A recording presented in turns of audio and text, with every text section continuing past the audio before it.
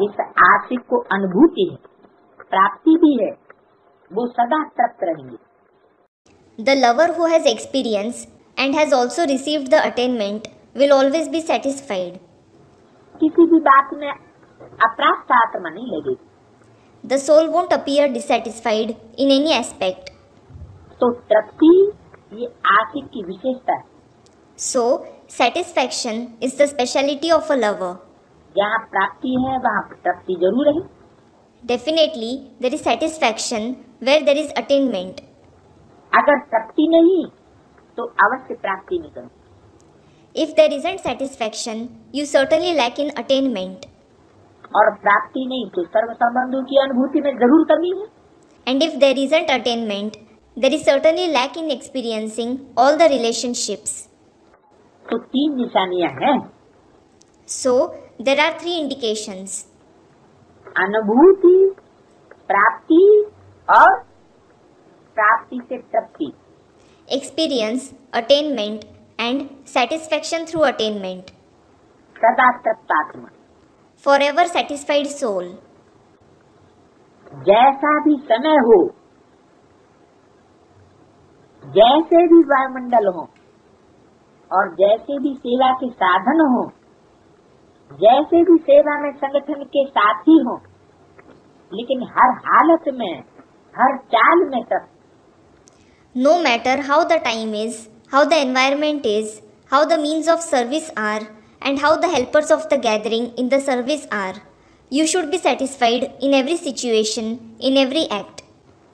ऐसे सत्य आशिक हो ना। You are such true lovers, aren't you? तृप्त आत्मा में कोई हद की इच्छा नहीं होगी। A satisfied soul won't have any limited desire. वैसे देखो तो तृप्त आत्मा बहुत माइनॉरिटी रहती है। As such, there is a minority of satisfied souls. कोई न कोई बात में, चाहे मान की चाहे शान की भूख होती। They certainly have the hunger for some or other thing. It may be respect or dignity. भूख वाला कभी तृप्त नहीं होता। Someone hungry, that is, the one who is full of desires, is never satisfied. जिसका सदा पेट भरा हुआ होता है वो तृप्त होता है। The one who is always full is satisfied. तो जैसे शरीर के भोजन की भूख है, वैसे मन की भी भूख है। Just like you have hunger for the food of the body, similarly, there is the hunger of the mind as well. कौन सी होती है?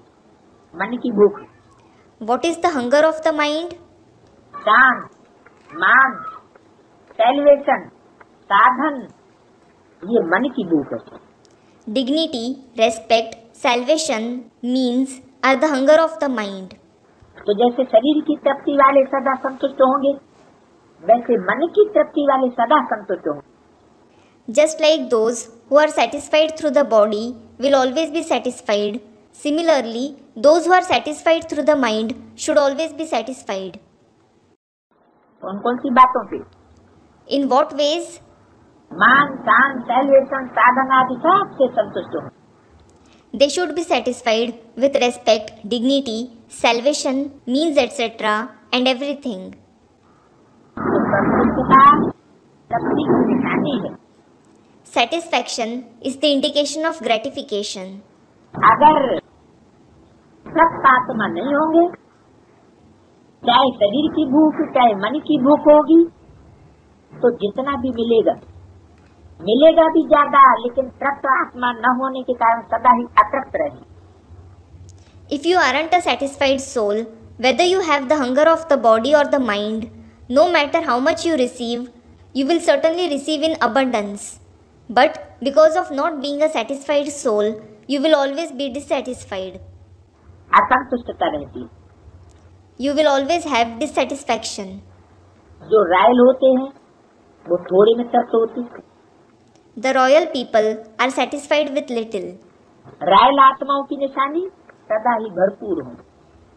The indication of the royal souls is they will always be full. एक रोटी में भी तृप्त है तो 36 प्रकार के भोजन में भी तृप्त होंगे। They will be satisfied with one roti as well as with 36 kinds of delicacies. और जो अतृप्त होंगे वो 36 प्रकार के भोजन मिलते भी तृप्त नहीं होंगे। And those who are dissatisfied won't be satisfied even after having 36 kinds of delicacies, क्योंकि मन की उनकी भूख है। because they have the hunger of the mind. सच्चे आशिक की निशानी सदा तृप्त। The indication of a true lover is forever satisfied soul.